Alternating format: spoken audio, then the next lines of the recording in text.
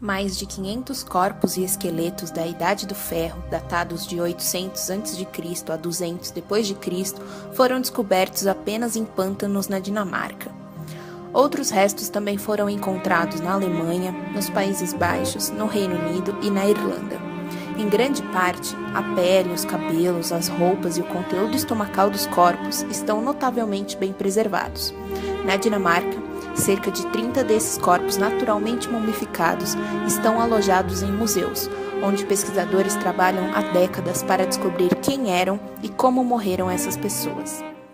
E no episódio de hoje de Caçadores de Mistérios, o que aconteceu com essas múmias milenares? Como elas podem ter mais de 2000 anos e ainda ser tão bem conservadas? É isso que vocês vão ver a seguir.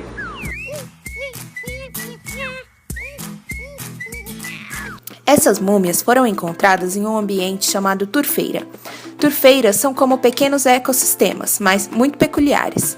São formadas por musgos da classe Sphagnidae, conhecidos por musgos de turfeira. O acúmulo e compressão dos próprios musgos, juntamente com ciperáceas, juncos, gramíneas e outras plantas que crescem entre eles, formam a turfa.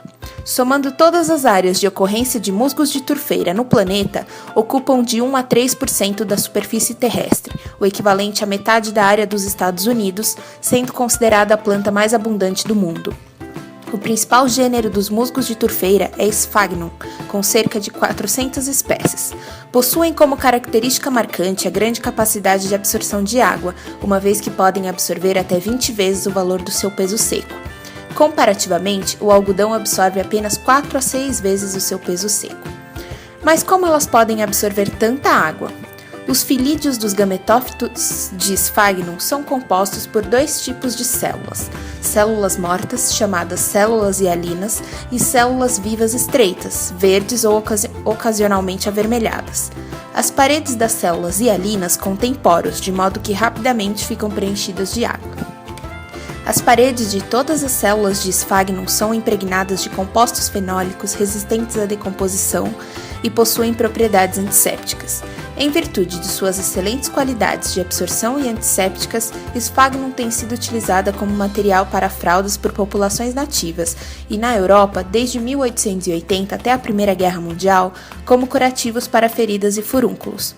Sphagnum ainda é amplamente utilizado em horticultura como material de embalagem para raízes das plantas, como meio para plantio e como aditivo para o solo. Os jardineiros misturam o musgo de turfeira com o solo para aumentar a capacidade de retenção de água e torná-lo mais ácido para as plantas que preferem solos ácidos, como as coníferas e os rododendros. Os musgos de turfeira contribuem para a acidez de seu próprio ambiente devido à liberação de íons de hidrogênio. No centro das turfeiras, o pH frequentemente é inferior a 4, ou seja, muito ácido e pouco comum para um ambiente natural. Também existem aplicações na indústria de bebidas alcoólicas, por exemplo, dentro dos procedimentos típicos da produção de Scotch, o uísque escocês. There's a special rung in hell reserved for people who waste good Scotch. Além disso, as turfeiras possuem grande capacidade de absorção de CO2, sendo consideradas sumidouros de carbono. O carbono é absorvido para a realização da fotossíntese e armazenado como carbono orgânico, que não é facilmente decomposto a CO2 pelos micro-organismos. Em uma escala global, as turfas armazenam cerca de 400 bilhões de toneladas de carbono orgânico.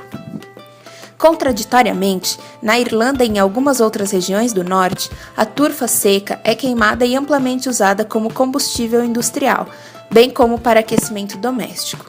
Os ecologistas estão preocupados de que o aquecimento global produzido por quantidades crescentes de CO2 e outros gases na atmosfera, como resultado em grande parte da atividade humana, possa resultar em uma oxidação do carbono das turfeiras.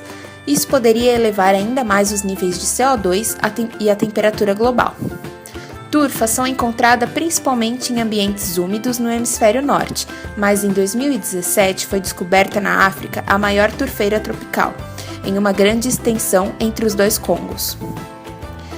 A maior turfeira tropical do mundo tem 145.500 km², uma área maior que a Inglaterra, com cerca de 30 bilhões de toneladas de carbono, que equivale a 3 anos das emissões totais de combustíveis fósseis do mundo.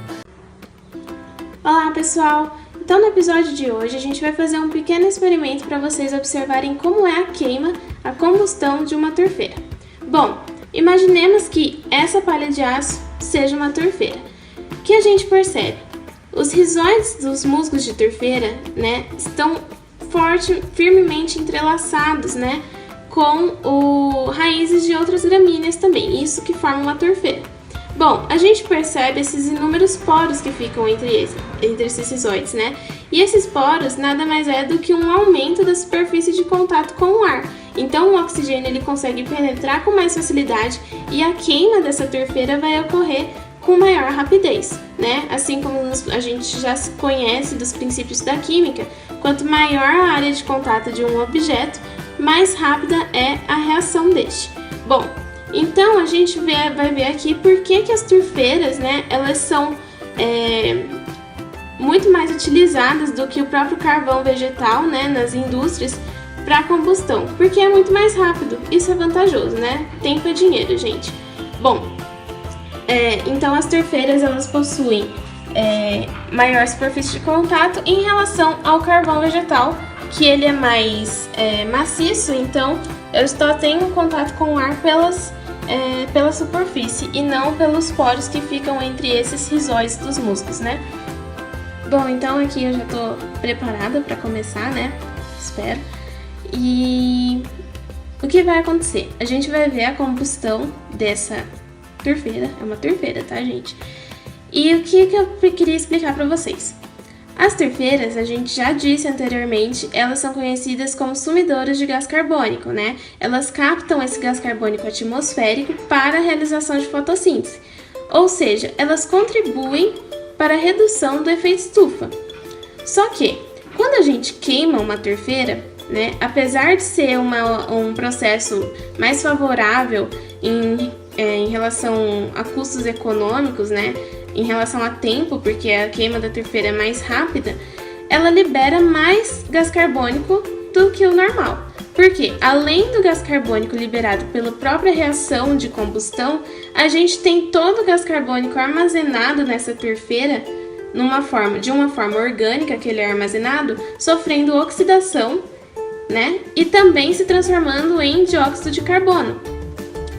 E aí, a gente nota um grande desequilíbrio, porque uma vez que ela ajuda a redução uma grande contradição, quer dizer, uma vez que ela ajuda na redução do efeito estufa, ela pode agravar esse problema quando ela é queimada.